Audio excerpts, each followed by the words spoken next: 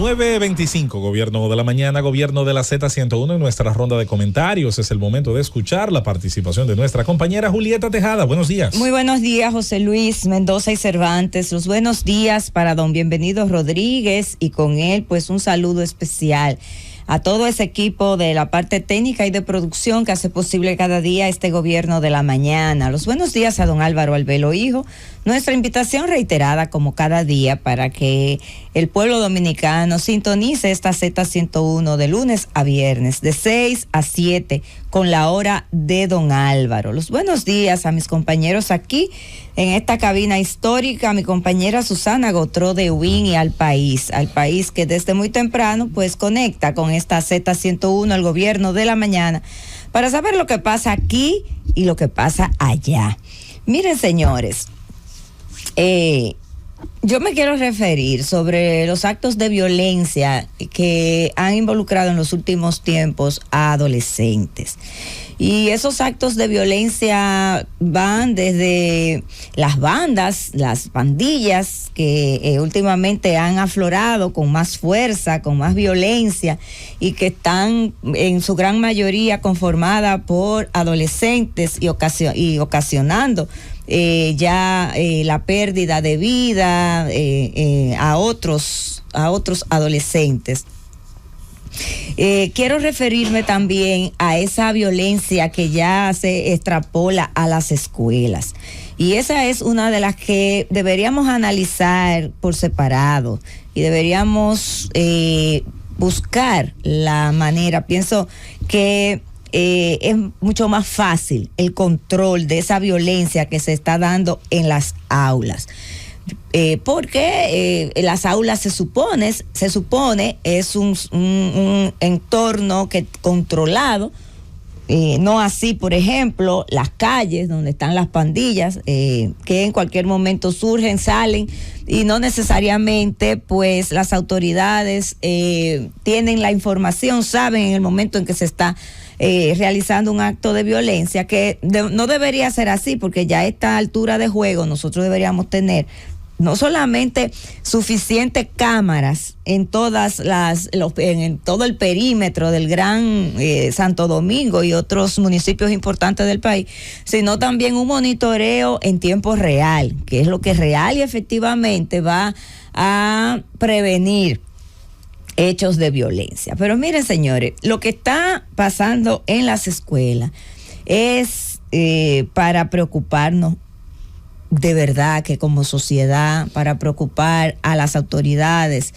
La muerte de Jairon Almanzar Cabrera, un joven niño, porque no se puede decir ni siquiera que era un joven, apenas era un niño de 12 años de edad, a manos de un compañero de clase de la misma edad que él, es decir, de 12 años también, y que le propinó una paliza tal en la Escuela República de Panamá que le ocasionó la muerte luego de que había durado varios días luchando por su vida.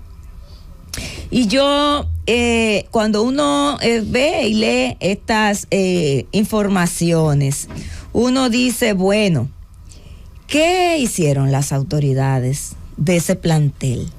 ¿Dónde estaban los profesores? ¿Dónde estaba el director o la directora?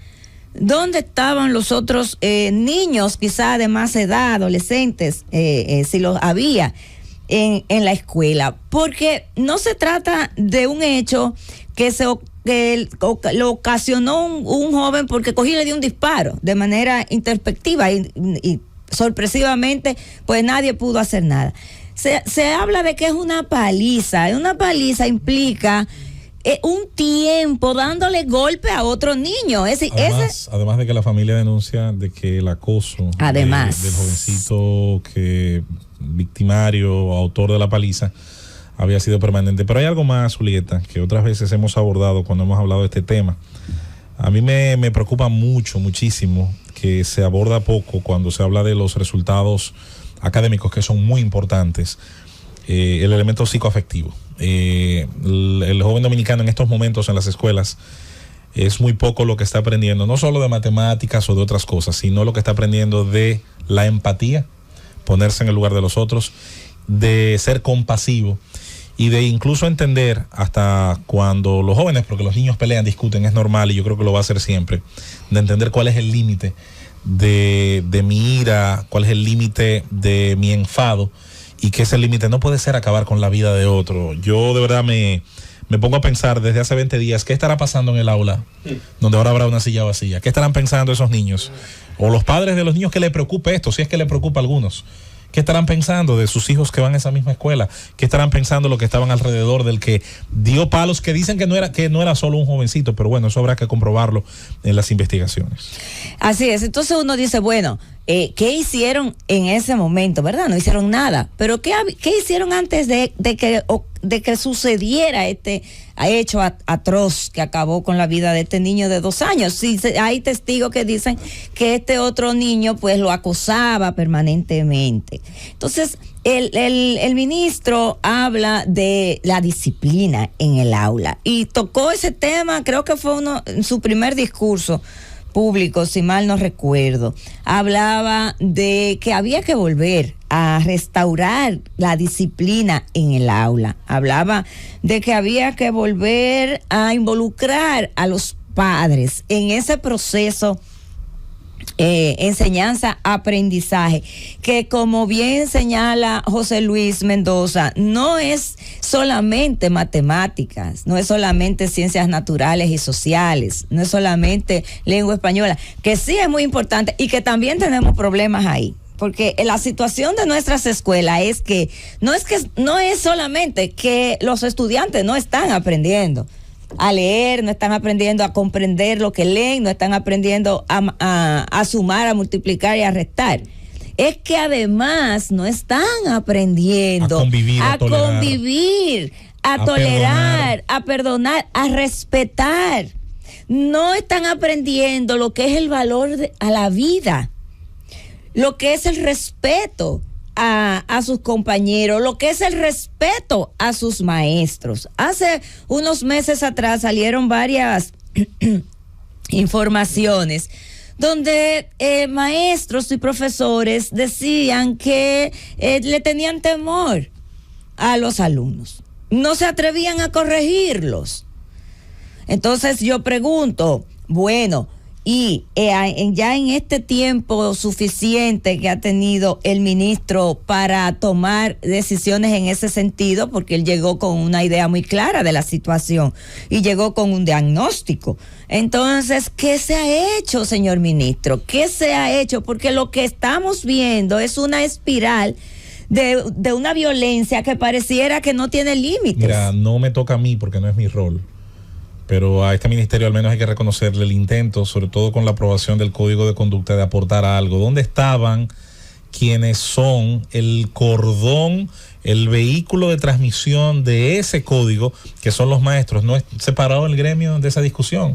Entonces yo quiero que más que recargar al ministro, pensemos también en lo heredado, porque tenemos una situación que hay que decir, esta semilla no se sembró hoy, está germinando y ha germinado antes también. No, yo me refiero a que el ministro tenía muy claro la situación que había. Sí. El ministro tenía muy claro cuál era el problema y con el cual yo estoy también totalmente de acuerdo con él. El ministro cuando llegó ya tenía un diagnóstico de la situación. Entonces, a lo que me refiero es a qué se ha empezado a hacer en las escuelas para desmontar esa cultura de indisciplina, esa cultura de violencia que hay en nuestros estudiantes. Y que conste que muchas veces, queriendo la parte administrativa, que es el ministerio, y tratando de hacer todo lo posible el profesor, porque los hay que son bastante responsables e interesados en sus alumnos. Señores, más de una vez el enemigo de ese sistema, que en algunos casos funciona bien, el profesor en el aula y el administrador, el director en su oficina.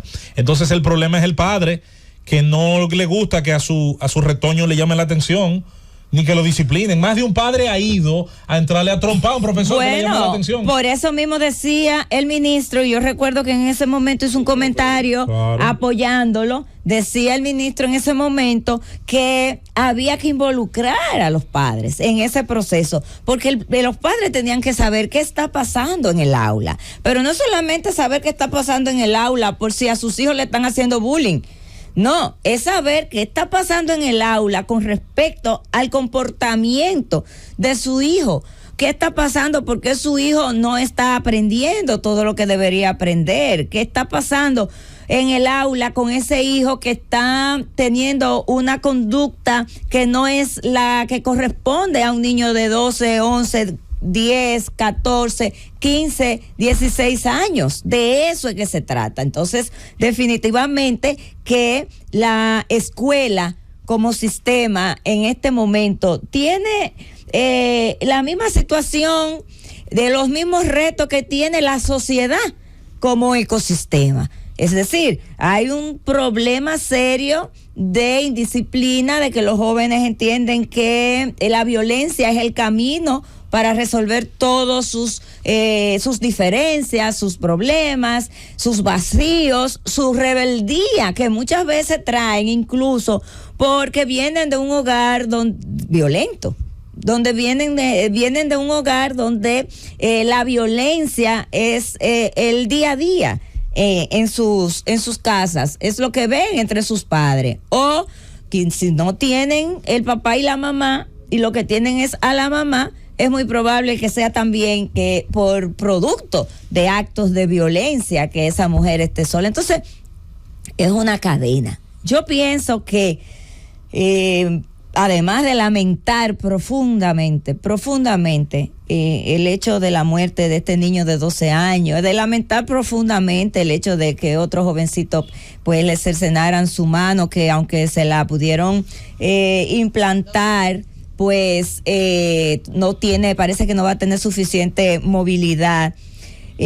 Yo quisiera decirle al ministro que en estas vacaciones, ya el año lectivo está culminando, está cerrando, viene un nuevo año escolar. Yo pienso que en este tiempo de vacaciones hay que tomarlo, ministro, para que en el año que inicia en septiembre o en agosto, cuando se decida que va a iniciar, vaya con un plan claro, con un plan concreto, focalizado a devolver ese espacio de respeto, de disciplina, de aprendizaje, de orden, de confianza y de tranquilidad, no solamente para los padres, sino también para los profesores, que muchas veces se sienten amenazados por esos niveles de violencia que hoy viven ellos también en las aulas. Llévatelo, Cundo.